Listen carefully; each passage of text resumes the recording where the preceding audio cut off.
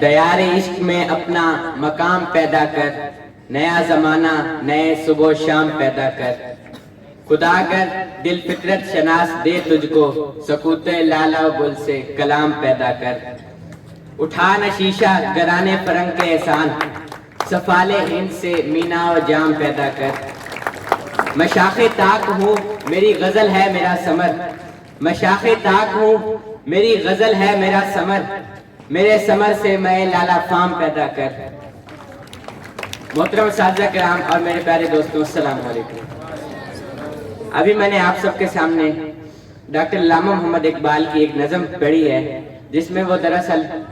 اپنے بیٹے سے مخاطب ہیں، لیکن ان کا جو پیغام ہے وہ صرف ان کے بیٹے کے لیے نہیں بلکہ امت کے تمام نوجوانوں کے لیے ایک پیغام ہے۔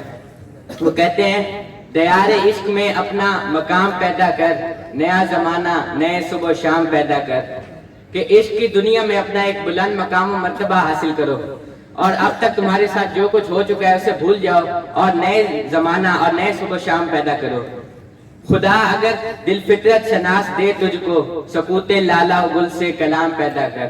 کہ اگر خدا تجھے فطرت سے محبت عطا فرمائے، فطرت کو سمجھنے کا شعور دے، تو جو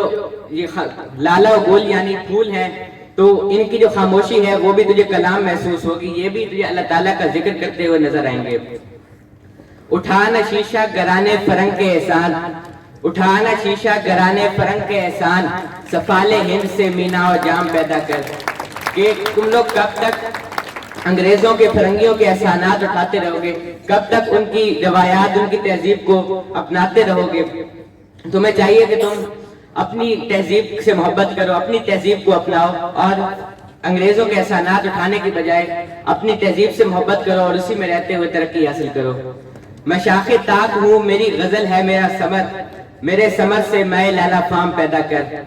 اقبال کہتے ہیں کہ میں ایک انگور کی بیل ہوں، اور میری جو غزل ہے اس میں جو تعلیمات ہیں وہ تمہیں کہیں اور نہیں ملیں گی، اس لیے انہیں اپناؤ اور اس سے استفادہ حاصل کرو، فائدہ حاصل کرو اور ترقی پاؤ۔ آخر میں وہ کہتے ہیں، میرا طریق امیری نہیں فقیری ہے، خودی نہ بیچ غریبی میں نام پیدا کر۔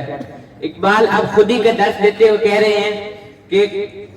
چند پیسوں کی خاطر، چند ٹکوں کے لیے اپنی عزت نفس، اپنی خودی نہ بیچ دو، بلکہ فقیری میں رہ کر بھی نام پیدا کیا جا سکتا ہے، اس لیے اپنی عزت نفس کا سودا کبھی نہ کرو۔